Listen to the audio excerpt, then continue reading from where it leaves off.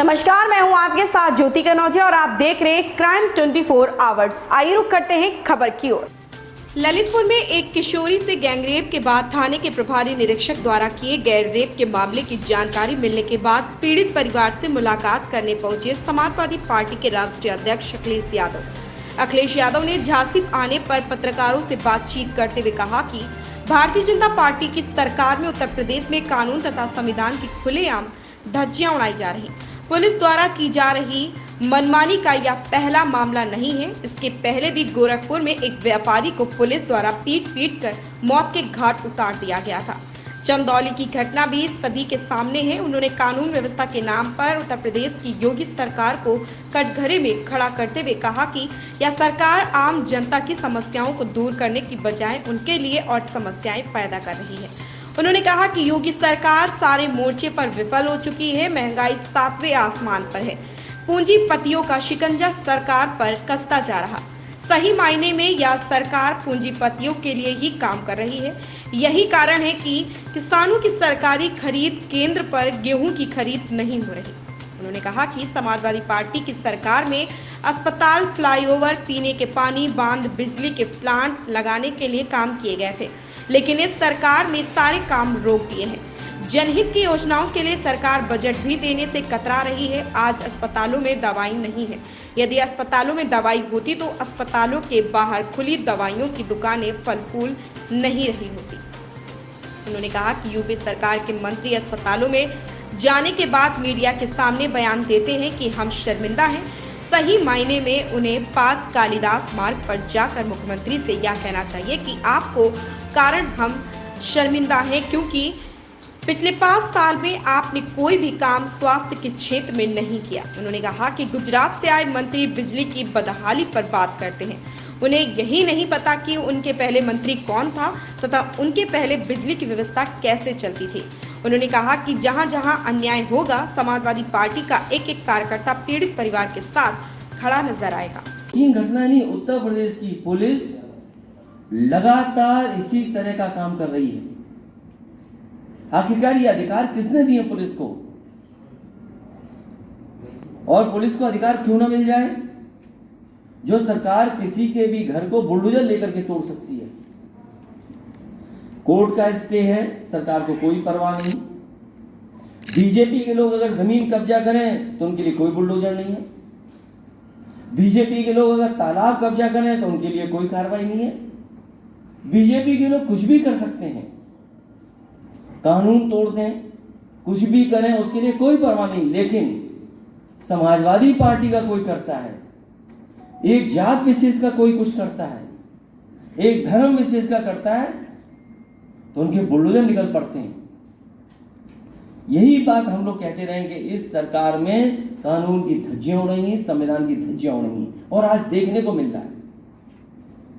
आज जब बात इस बात की होनी चाहिए कि डबल इंजन की सरकार बनी है, कितने लोगों को नौकरी दी गई है झांसी में, कितने लड़के लड़कियों को रोजगार मिल गया झांसी, ललितपुर, बुंदेलखंड में। आज चर्चा इस बात की होनी चाहिए। कम से कम सरकार वो आंकड़े दे कि जो सबसे पिछड़ा इलाका है, जहां गांव में आज भी पीने का पानी नहीं है, लोगों को न जाने कितने किलोमीटर चलना पड़ रहा है, वो पानी का इंतजाम हो पा रहा है कि नहीं हो पा रहा है। बिजली इतनी महंगी क्यों है? डीजल महंगा, पेट्रोल महंगा, सरिया महंगी, सीमेंट महंगा। और अब तो रिजर्व बैंक ने भी ऐसा फैसला ले लिया कि आप कुछ लोन लेंगे वो भी आपको ज्यादा चुकाना पड़ेगा। आप बताइए, इनकी सरकार जब से बनी है 2014 से, हमारे बुजुर्ग, हमारे परिवार के लोग अपना पैसा रख करके कुछ इंटरेस्ट से काम चला लेते थे। आज बताइए, इंटरेस्ट पहले क्या था और आज क्या है? नोटबंदी के बहाने बैंकों में पैसा जमा कराया, उद्योगपतियों को पैसा दिया, कुछ लोग बैंक से पैसा लेके भाग गए, बैंकें डूब गई, बैंकें मर्ज कर दी। जीएसटी लागू किया कुछ लोगों को, बड़े बड़े लोगों को लाभ पहुंचाने के लिए। अर्थव्यवस्था पूरी चौपट कर दी। और क्या गिन रहे हैं? Loud speaker. क्या हमने मस्जिद से इतने लाउड स्पीकर हटा दिए, मंदिर से इतने हटा दिए? अरे बीजेपी वालों, किसको धोखा दे रहे हो? वोट तो आपने इस बात में मांगा था कि मस्जिद में हम लाउड स्पीकर हटा देंगे, ये आप सेकुलर फैब्रिक कब से पहन लिए? ये इसीलिए कर रहे हैं लाउड स्पीकर वाली बात क्योंकि इन्हें जवाब ना देना पड़े महंगाई का, इन्हें जवाब ना देना पड़े नौकरी और रोजगार का, और इन्हें जवाब ना देना पड़े की मांग। आप एक निष्पक्ष पत्रकार बनकर के आरटीआई लगा करके जानकारी कर लें कि जितनी भी समाजवादी सरकार में बिजली की परियोजनाएं चालू हुई थी उन्हीं को अगर ठीक तरीके से चलाया गया होता, जो ट्रांसमिशन लाइंस बिछाई गई थी, जो सबस्टेशंस बनाए गए थे, समाजवादी सरकार के बनाए गए थे। ये गुजरात से मंत्री आए हैं, इन्हें कुछ जानकारी नहीं है कि उत्तर प्रदेश में सबसे ज़्यादा बिजली बनाने का काम कारखाना अगर किसी सरकार में लगा था तो समाजवादी सरकार में उन योजनाओं को भी ये पूरा नहीं कर पाया। इसीलिए मैंने कहा कि ये सरकार समस्या बताने के लिए नहीं बनी है, समस्या का समाधान क्या है। और एक मंत्री तो इतना आगे निकल गए कि थोड़ा बहुत कमा लिया करो, पूरा डकार मत जाओ। उन्हें होश ही नहीं है कि मंत्री कौन था उनसे पहले, उन्हें होश ही नहीं कि सरकार किसकी थी उससे पहले। और एक मंत्री जा रहे हैं, हर अस्पताल जा रहे हैं, और एक अस्पताल में जाकर के उन्होंने कहा कि मैं शर्मिंदा हूं। ये अखबार में प्रेस के लोगों के सामने क्यों कहते हो शर्मिंदा हूं? आपको अपनी गाड़ी उठानी चाहिए थी और 5 कालिदास में जाते, जहां पर खुद मुख्यमंत्री रहते हैं, कहते हैं कि हाँ हम शर्मिंदा हैं आपकी वजह से क्योंकि 5 साल आपने काम नहीं किया। मेडिकल कॉलेज, मेडिकल हॉस्पिटल्स जो दुर्दशा है वो तब ठीक होगी जब बजट देंगे आप। 500 बेड का हॉस्पिटल कितने साल से बना खड़ा है बताओ? पैरामेडिकल कब से बना, कैसे खड़ा है? एम्बुलेंस की हालत खराब हो गई। क्या बिना बजट की ये चीजें ठीक हो सकती हैं? किसी अस्पताल में गरीब को दवाई नहीं मिल रही है।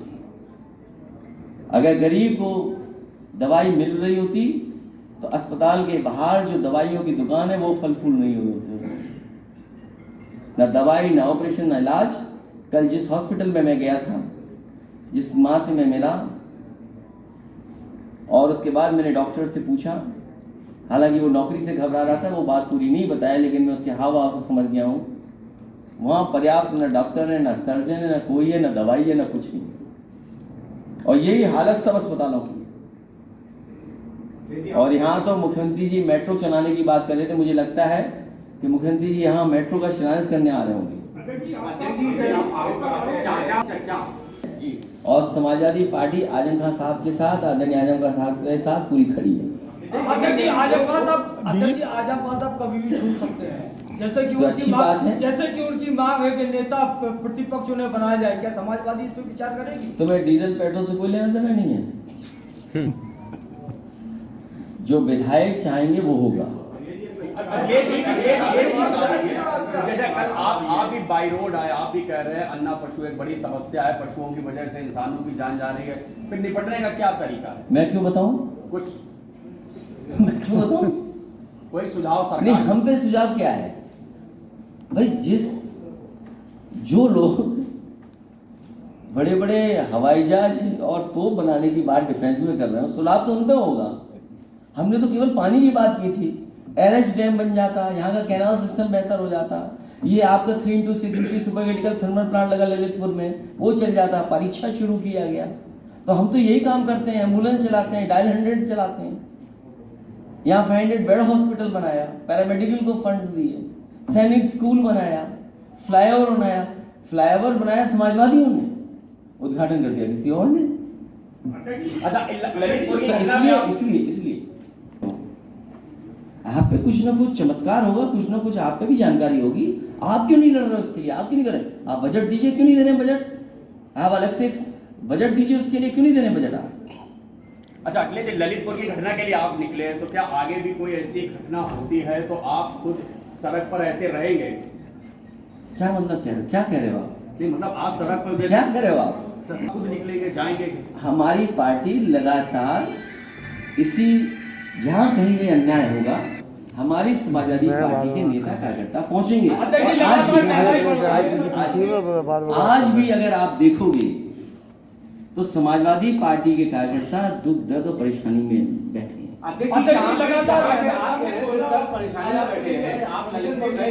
लोगों से मिलने जा रहे हैं, लोगों से मिलने जा रहे हैं, पीड़िता से मिलने जा रहे हैं, उसके परिवार से मिलने जा रहे हैं। जहां आप इस खबर में बस इतना ही। मिलते हैं दूसरी खबर में क्राइम 24 आवर्स के साथ।